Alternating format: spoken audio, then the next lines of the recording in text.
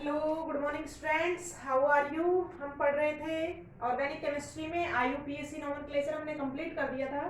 उसके बाद मैंने नेक्स्ट कुछ थ्योरेटिकल पॉइंट्स की बात की थी, कुछ कॉन्सेप्ट्स की बात की थी, जिसमें हम पढ़ेंगे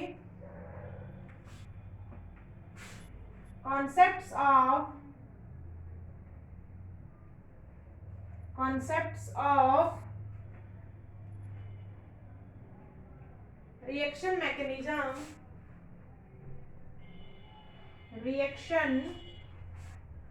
मैकेनिज्म इन ऑर्गेनिक केमिस्ट्री।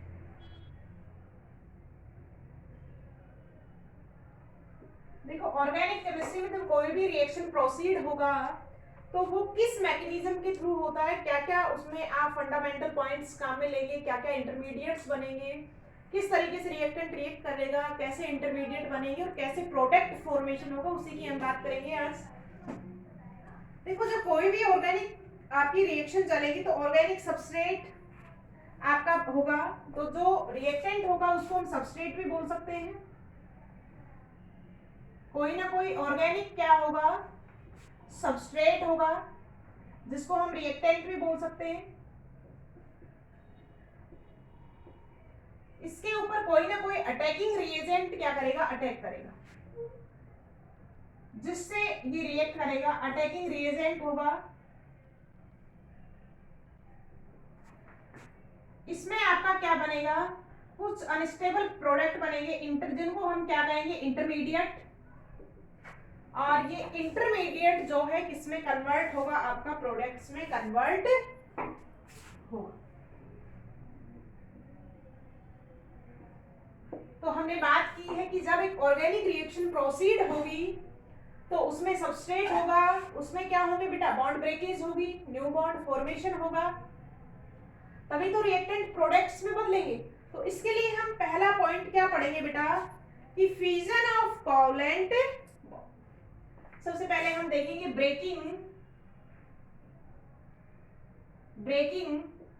या फ्यूजन ऑफ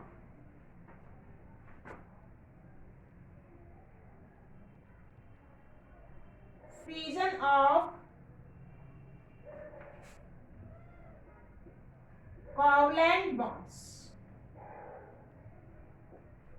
ऑर्गेनिक केमिस्ट्री में जो बॉन्ड है बेटा, टू टाइप से ब्रेकेज होगा। पहला हम कह सकते हैं उसको हेट्रोलाइसिस क्लीवेज।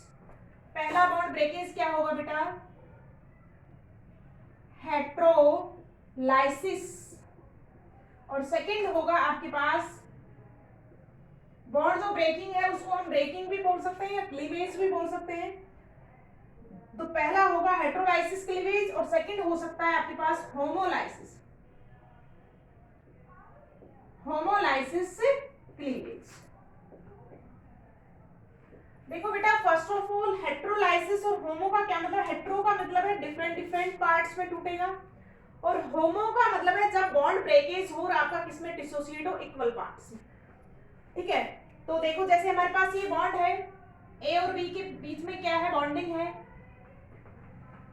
इधर भी ए बी कोई दो एटम्स हैं जिनके बीच में बॉन्ड करें, कि बॉन्ड जब इक्वल पार्ट्स में टूटता है। कोवलेंट बॉन्ड कैसे बनेगा, एक एक बॉन्ड की इलेक्ट्रॉन की शेयरिंग से बनेगा। कि जब आपका बॉन्ड इक्वल टूटता है तो क्या बनेंगे बेटा, कुछ ऐसी स्पीसीज बनेगी सिंगल इलेक्ट्रॉन्स वाली, जिनको हम क्या कहेंगे, फ्री रेडिकल्स। और जब हेट्रोलाइसिस बॉन्ड ब्रेकेज होगा तो मोर इलेक्ट्रोनेगेटिव एटम क्या करेगा, बॉन्डिंग इलेक्ट्रॉन्स को ले लेगा। तो इसके दौरान क्या बनेंगे बेटा, कार्ब कैटायन और कार्ब एनायन फॉर्मेशन होते हैं। तो पहला हम देखेंगे बेटा हेट्रोलाइसिस बॉन्ड क्लीवेज। फर्स्ट हम देखते हैं यहां पर हेट्रोलाइसिस बॉन्ड क्लीवेज। फर्स्ट देखेंगे बेटा क्या,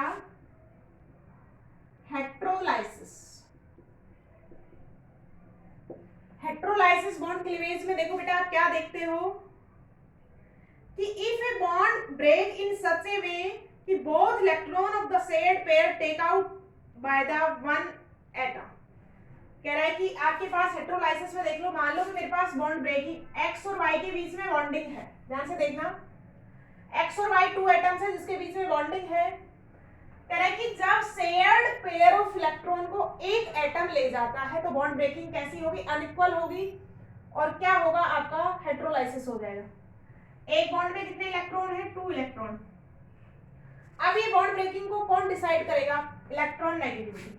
देखो फर्स्ट केस है कि अगर Y की जो है वो En ज्यादा हो किससे, En ऑफ X से, इलेक्ट्रॉन नेगेटिविटी ऑफ Y क्या हो आपकी, मोर हो, ऐसे भी लिख सकते हैं En of Y is more than En of X। Electron negativity को हम सब जानते हैं कि बॉन्ड के इलेक्ट्रॉन की जो अट्रैक्शन पावर है that is called electron negativity. कह रहे कि X की इलेक्ट्रॉन नेगेटिविटी ज्यादा है तो इस शेयर्ड पेयर ऑफ इलेक्ट्रॉन को कौन ले जाएगा बेटा, ये Y ले जाएगा।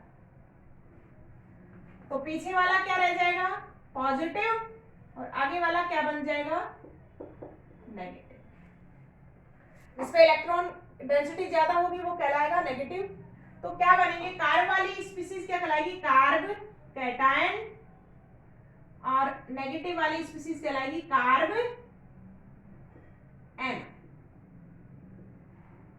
क्या फॉर्मेशन होगा हेटेरोलाइसिस बॉन्ड क्लीवेज से, कार्ब कैटायन और कार्ब एनायन। देखो सिचुएशन उल्टी भी हो सकती है कि जरूरी नहीं है Y की En ज्यादा हो। अगर En ऑफ X क्या है, ज्यादा, En of X is greater than En of Y,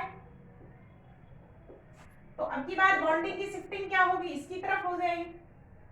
तो X पे क्या आएगा बेटा, नेगेटिव, और Y पे क्या आ जाएगा, तो हेटेरोलाइसिस बॉन्ड ब्रेकेज किसकी वजह से होगा, डिफरेंस इन इलेक्ट्रॉन नेगेटिविटी। देखो जैसे एग्जांपल के लिए देखो, जैसे CH3Br, ब्रोमोमीथेन है हमारे पास, बॉन्ड ब्रेकेज होना है, हमको पता है हैलाइड्स है मोर इलेक्ट्रोनेगेटिव देन कार्बन, तो इस तरफ बॉन्ड शिफ्टिंग होगी, क्या बनेगा बेटा यहाँ पे CH3 प्लस और Br माइनस, कार्ब कैटायन और कार्ब एनायन। तो कौन सी स्पीसीज बनी है यहाँ पे, क्या इंटरमीडिएट बने हैं, कार्ब कैटायन और कार्ब एनायन। तो हम इसको डिटेल में पढ़ेंगे कि what is carb cation and what is carb anion. ये हम पढ़ते हैं बेटा नेक्स्ट क्लास में, क्लास को कंटिन्यू करेंगे।